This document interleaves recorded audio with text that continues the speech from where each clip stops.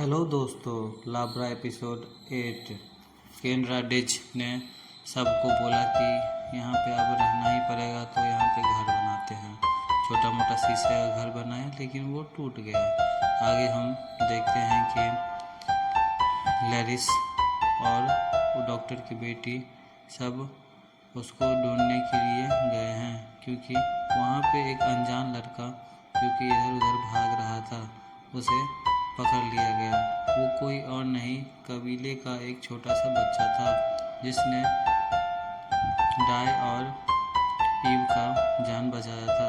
फिर वो लोग साथ में बात करते हैं और वो बच्चा बहुत ही समझदार होता है। फिर ईव और पायलट सब कार में बैठ के जाते हैं उसे अपने घर पे छोड़ने के लिए।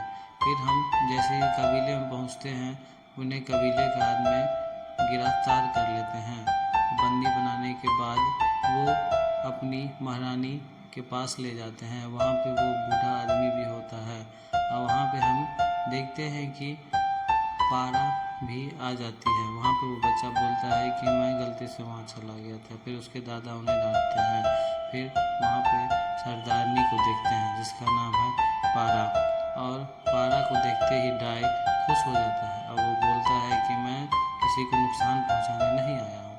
यहाँ पे डॉक्टर अपनी बेटी को समझा रहा होता है कि तुम अपने उस लड़के से दूर रहो। यहाँ पे डेनिस को इमेजिन होता है कि नीचे वो दोनों साथ में हैं। फिर यहाँ पे वो एक लड़की को ढूंढने आता है और वहाँ पे वो देखता है कि बहुत सारे इल्यूजन जो उसको आते हैं, वहाँ पे वो सब है। वहाँ पे वो जो लड़की को खोजने आता है, वो उसको पीछा करती है।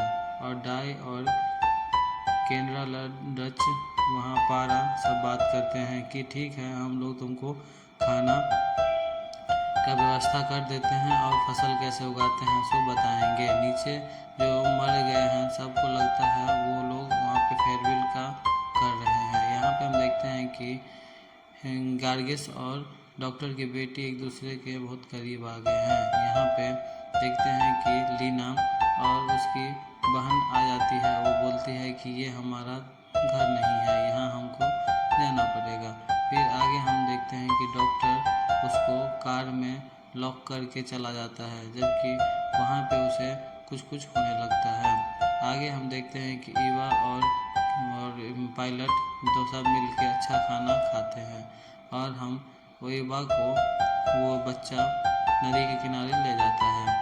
और जैसे ही वो उसे घुमाता है, वो बोलती है और पायलट से बात करने लगती है। पायलट बोलता है कि हम इस पर ट्रस्ट नहीं कर सकते हैं। फिर वो जो भी पायलट के मन में क्वेश्चन था, जो तुमको वो कैसे मिला, वहाँ पे वो तुमको देखी लड़की वगैरह वगैरह पूछने के बाद सबको विश्वास हो जाता है कि वो आदमी उसे नहीं मारा है, बल्कि किसी और नहीं मारा है। फिर हम आगे देखते हैं कि डॉक्टर की बेटी और डॉक्टर दोनों उस लड़की को बचाने जाते हैं, क्योंकि वो लड़की बेहोश हो गई है और वो अब सांस भी नहीं ले पा रही है।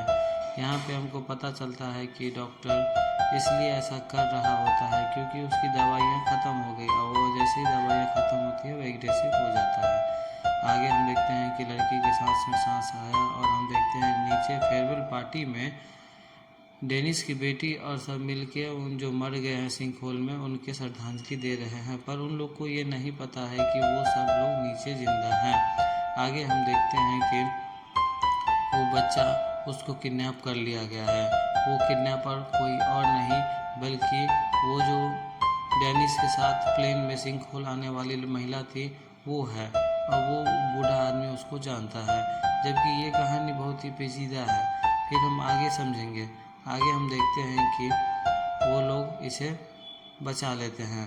फिर ये लोग आगे बढ़ते हैं और वो पुराने सिंकहोल के पास जाते हैं। वहाँ पे बहुत सारी चीज़ें इनको देखते हैं, और वहाँ पे हम देखते हैं कि उसके दादाजी और उसका पोता बोलता है कि हमको दर्द हो रहा है। फिर उसका घाव साफ करता है। डेनिस वहाँ पे रोने लगता है। फिर आगे देखते हैं क्या होता है।